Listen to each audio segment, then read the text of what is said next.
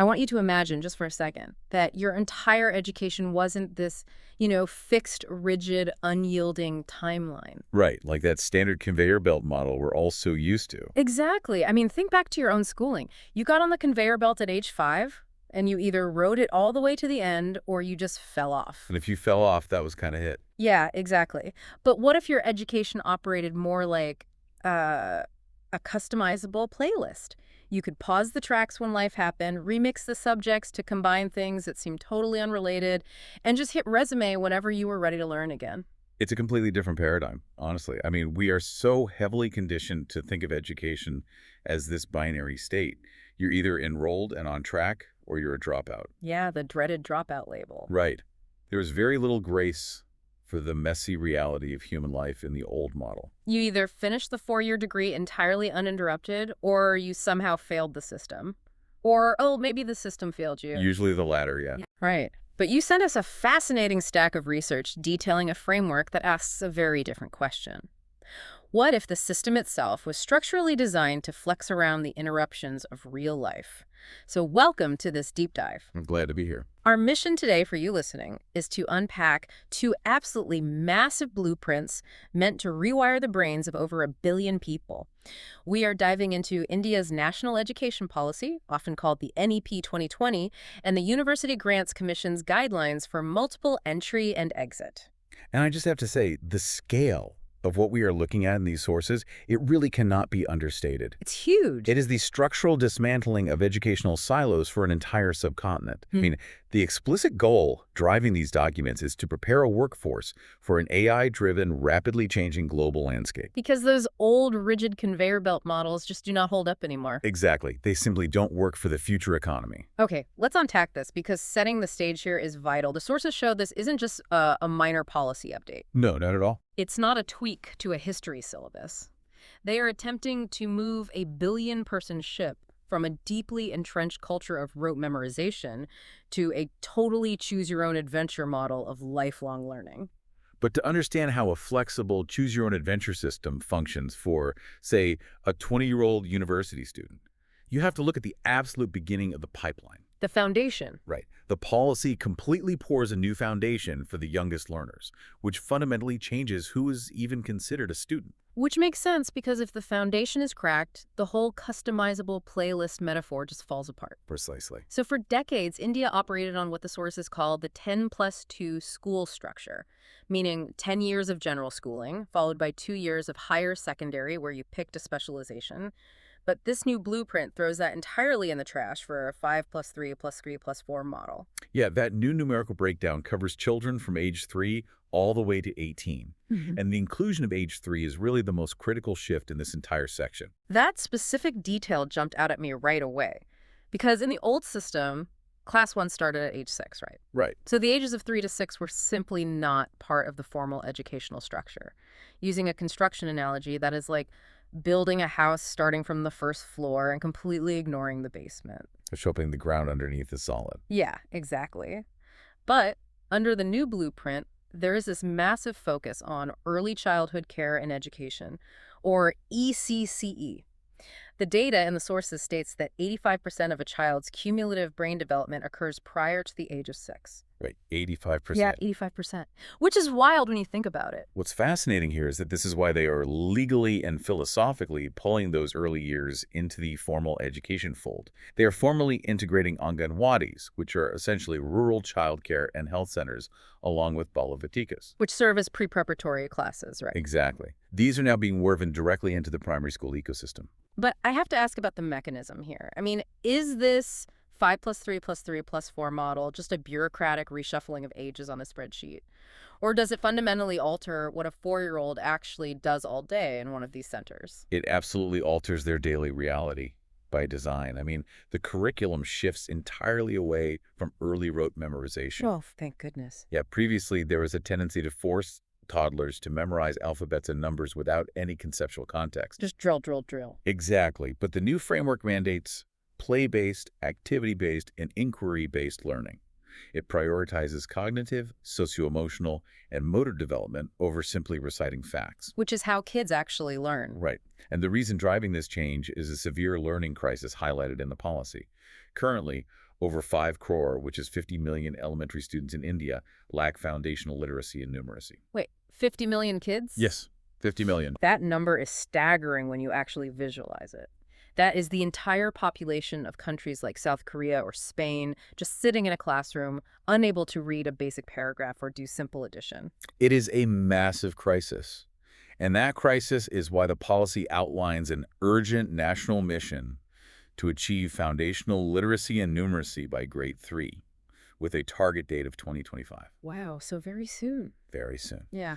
The underlying logic is that if you do not catch those cognitive gaps before grade 1, you essentially guarantee massive dropout rates a few years down the line. Because if a child cannot physically read the textbook, they obviously can't learn the science or the history printed inside it. Exactly. Which explains this fascinating interim step the policy adds. They mandate a 3-month play-based school preparation module for all grade 1 students. Yes, the buffer zone. Right. It acts as a buffer zone. Right. It recalibrates the starting line for kids who might not have had access to quality early childhood care, ensuring everyone is familiar with basic sounds, colors, shapes, and numbers before the formal curriculum even kicks in. Because you aren't expecting a kid who has never seen a book to compete in a sprint against a kid who has been reading for 3 years. Exactly. It ensures that school readiness is treated as a systemic responsibility, rather than depending solely on a family's socioeconomic resources. So we have this new, flexible, play-based foundation. But, I mean, that creates a massive bottleneck, doesn't it? If you foster flexible thinking in a 5-year-old and then send them into a rigid, highly pressurized middle school... The system breaks. Yeah, it completely breaks. So how does the blueprint ensure these kids don't just get trapped back in the old rote learning factory as they grow up? Well, the policy tackles that by actively eliminating the hard borders that traditionally siloed students. Historically, you were forced into a track. Yeah, you were an art student, a science student, or a commerce student. Exactly. The new framework erases those strict separations. There are no hard borders between arts and sciences, between curricular and extracurricular activities, or even between vocational and academic streams. Okay, here is where it gets really interesting for anyone who loves learning. The policy introduces this concept of 10 bagless days for grades 6 through 8. Love this part. Me too.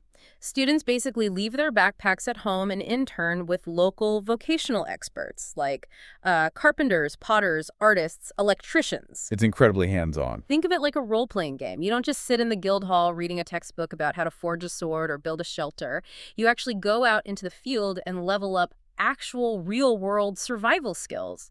You are gaining experience points in life, not just test scores. And that hands-on approach ties directly into another major cognitive shift in the policy regarding language. Oh, right, the mother tongue instruction. Yes, the framework mandates instruction in the mother tongue or local home language until at least grade 5, but preferably up to grade 8. See, I found that surprising at first glance. I mean, think about our highly globalized economy. Wouldn't the pragmatic move be to push English fluency as early as possible so these kids can compete internationally? It is a very common assumption, but cognitive science tells a vastly different story. The research cited in the policy emphasizes that young children grasp non-trivial, complex concepts much faster when they are explained in their home language. Okay, that makes sense. Consider the mechanics of learning. If you try to teach a child a complex scientific concept like photosynthesis, and you do it in a language they don't speak at home, you are placing a double cognitive load on their brain. Oh, wow. Yeah, they have to actively translate the vocabulary while simultaneously trying to understand the scientific mechanism. Exactly. By using the mother tongue, you remove that translation barrier. They learn the core concept deeply, and the English vocabulary can simply be mapped onto that structural understanding a few years later. You are prioritizing the structural understanding of the world over merely memorizing the vocabulary of it. Perfectly said.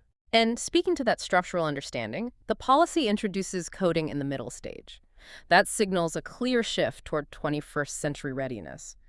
But okay, we have to address a major point of friction in the Indian education system, the board exams. Ah, yes, the ultimate bottleneck. The sources explicitly call out the coaching culture these exams have spawned, where students spend years just memorizing data to pass one high-stakes test in grades 10 and 12. Right. And the new policy shifts the entire assessment model to combat that. They are introducing a 360-degree holistic progress card, which actually incorporates self-assessment and peer assessment alongside traditional teacher grades. Which is huge. It is. Furthermore, they are creating a national assessment center called PERIC. The goal of PERIC is to reform board exams to test core capacities and critical thinking. And crucially, the policy allows students to take these exams twice in the school year. Now, I want to push back on that specific detail. Okay, go for it. If we make board exams technically easier by removing the single-day pressure cooker and allowing multiple attempts, are we lowering the bar for excellence, or are we just finally changing a broken metric? I'd say we have to redefine what excellence actually means in a modern economy. Testing rote memory, specifically, how much data you can store in your short-term memory and regurgitate on a Tuesday in March, is not excellence. No, it's just memorization stamina. Exactly. PEROC aims to align assessments with problem-solving and conceptual clarity. Allowing 2 attempts reduces the catastrophic anxiety of a single high-stakes day. Because a student's entire academic future shouldn't hinge on whether they had a bad migraine on the morning of their physics exam. Right. It moves the goalpost from testing what you memorized to testing how you think. Okay, so if the primary and secondary schools are breaking down these silos, higher education is completely demolishing the walls. This brings us to the University Grants Commission, or UGC, guidelines. How is the university system restructuring itself to catch these, flexible, multidisciplinary students? This is where the multiple entry and exit system comes into play, which represents a radical structural change. They have established a clear hierarchy of qualifications spanning from level 5 up to level 10. Instead of just reading a list of levels, let's visualize this as a set of Lego bricks. I like that analogy. In the old system, a bachelor's degree was a single, heavy block of concrete. If you couldn't lift it all away, you got nothing. But under this new framework, it is modular. If you finish 1 year of college, you snap on a level 5 Lego brick, which is a formal certificate. Right. 2 years gives you a level 6 diploma. 3 years is a level 7 bachelor's degree. 4 years is a level 8 bachelor's with research. Level 9 is a master's, and level 10 is a PhD. And the engine powering that entire modular system is the Academic Bank of Credits, or the ABC. The ABC. Right. It is a digital repository that securely stores all the credits a student earns across any authorized higher education institution in the country. Think about your own college experience. How many people did you know who had to drop out during their sophomore year because they ran out of money, or they had to care for a sick parent? Too many. In the system most of us grew up in, their time, their tuition, and their effort were just gone. But the Academic Bank of Credits functions exactly like a frequent flyer miles account for your brain. That's a great way to put it. You take a class, you earn some miles. If life happens and you need to stop traveling for a while, those miles do not disappear. The sources specify these credits actually have a shelf life of 7 years. And you can even earn up to 40% of these credits via digital platforms like SWAYAM, which is India's massive digital infrastructure for online courses. The socioeconomic implications of this are profound. The multiple entry and exit system is a highly pragmatic solution to the dropout crisis. It ensures 0-year loss. If we connect this to the bigger picture, it's about fundamentally rethinking access. Wait, pause right there. Let's walk through a real-world scenario. Let's say a student named Aisha completes 2 years of a degree in Mumbai, but her family faces a financial crisis and she has to drop out to work. Okay. 3 years later, she moves to Delhi and wants to finish her degree. Are those credits just waiting for her in a cloud server? And more importantly, how does the university in Delhi trust the quality of the credits she earned in Mumbai years ago? Yes, her credits are securely waiting for her in the ABC. Aisha is no longer classified as a dropout. She simply took Exit 2 and claimed her diploma. Oh, wow. So she already has something to show for it. Exactly. And when she is ready, she takes those banked credits to a university in Delhi to complete her bachelor's. The university in Delhi trusts those credits because the policy establishes rigorous, standardized regulatory frameworks that all authorized institutions must adhere to. It's a national standard. Right. And this entire mechanism is explicitly designed to improve the gross enrollment ratio, or GER. And we should define why that metric matters for you listening. The gross enrollment ratio isn't just some abstract bureaucratic target. It is a measure of economic survival. Very much so. If your GER is low, it means millions of young adults are entering the workforce without advanced skills, which severely limits the economic output and innovation of the entire country. Precisely. By accommodating the messy reality of human lives, the policy allows people, like our hypothetical Aisha, to step off the academic conveyor belt, work for a few years, and step back on exactly where they left off. It turns higher education into a cumulative asset rather than an all-or-nothing gamble. Right. Now, a highly customizable digital-first system sounds incredible on paper. But as I read through these blueprints, a major logistical question kept nagging at me. India is vast. We are talking about diverse geographies, remote villages, massive wealth disparities. It's an incredibly complex landscape. Yeah, so a system like this is only revolutionary if people can actually access it. How does a country with over 1 billion people implement something this complex fairly? This raises an important question about the ultimate tension between policy design and on-the-ground execution. The authors of the NEP recognize this disparity, which is why there is a targeted focus on SEGG's socioeconomically disadvantaged groups. Okay, so there is a specific plan. Yes, the policy mandates specific financial and structural interventions. For instance, they are creating a gender inclusion fund to assist female and transgender students in gaining sustained access to education. They are also establishing special education zones, or SEZs, in regions with historically large populations of educationally disadvantaged groups. Yeah. They are physically pouring extra state resources into those specific geographic areas to build up the infrastructure. Exactly. But what about students with disabilities? The policy places a strong emphasis on the integration of these students, using the term Divyang. Let's unpack that term because it represents a major cultural shift. Divyang translates roughly to divine body rather than simply disabled. Right. It's a linguistic move aimed at removing the deep social stigma surrounding physical and cognitive impairments. The terminology reflects a real shift from segregation to integration. The goal is to move away from isolated special education schools wherever possible and actively integrate these students into regular classrooms. Which is how it should be. Absolutely. They plan to achieve this using assistive technology, training regular teachers in cross-disability strategies, and formalizing a standardized Indian Sign Language. The vision is beautiful, but let's look at the logistics again. The sources highlight a daunting statistic. There are over 100,000 single-teacher schools in India. That is a tough number to grapple with. Over 100,000 schools where one single adult is responsible for teaching multiple grades and multiple subjects simultaneously. It is physically impossible for that one teacher to also be a special educator, a coding instructor, and a vocational guide. That is a massive logistical hurdle. The policy's structural answer to this is the creation of the school complex or school cluster model. I conceptualize this like a corporate shared services model or a hub-and-spoke system. It operates exactly like a hub-and-spoke model. Instead of treating every tiny, underfunded, isolated primary school as a self-sufficient island, you group them together administratively. Okay. You designate one well-resourced secondary school as the hub, and you cluster it with all the lower-grade schools and Anganwadis within a 5 to 10-kilometer radius. So they operate as one single administrative unit. They share the science labs, the computer labs, the music teachers, the social workers, and even the sports equipment. Right. They pull everything together. It makes perfect logistical sense from a resource allocation standpoint, but I see a point of friction here. What's that? How do we ensure a kid sitting in a remote one-room spoke school actually feels the benefit of the state-of-the-art library that is technically theirs on paper, but is physically located 3 miles away at the hub? That is where local governance becomes critical.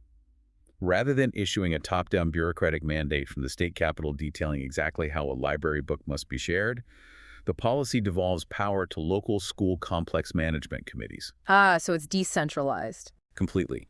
These committees are made up of local parents, teachers, and community leaders who actually understand the specific geography and challenges of their 10-kilometer radius. They know what their community actually needs. Exactly. They have the autonomy to solve the logistics.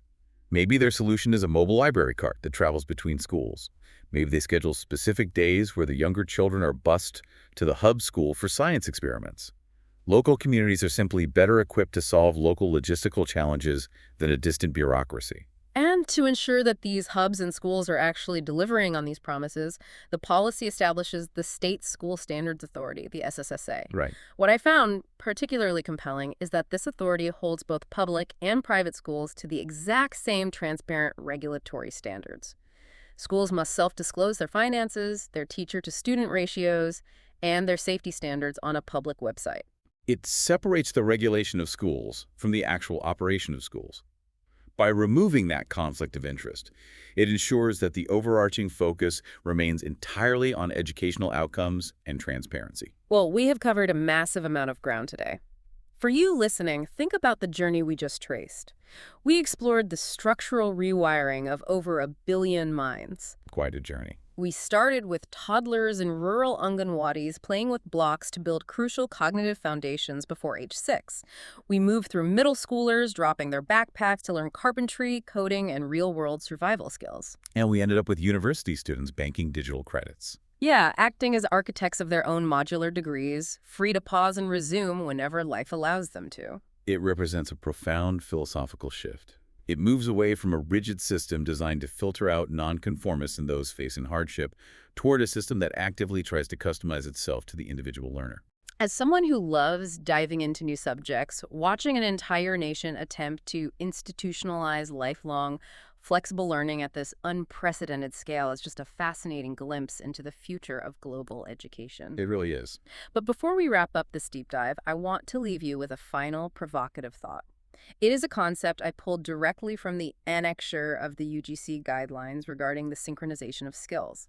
It's called the accreditation of prior experiential learning. That is perhaps the most radical concept tucked into the entire framework. It truly is. The policy explicitly mentions integrating experiential learning and prior learning into formal academic certification. Which is huge. What that means is the skills you learn on the job, the work you do in your community, or even the projects you build in your garage can theoretically be evaluated and converted into those banked academic credits. So your life literally becomes your transcript. Exactly. So I want you to mull this over as you go about your day. If life experience and informal work can literally be converted into academic currency through this new framework, will the future's most highly educated people be those who spent the least amount of continuous time inside a traditional classroom? That is something to think about. If education really is shifting into a customizable playlist, maybe the most valuable tracks will be the ones we record ourselves out in the messy reality of the real world. Thanks for joining us on this deep dive. We'll catch you next time.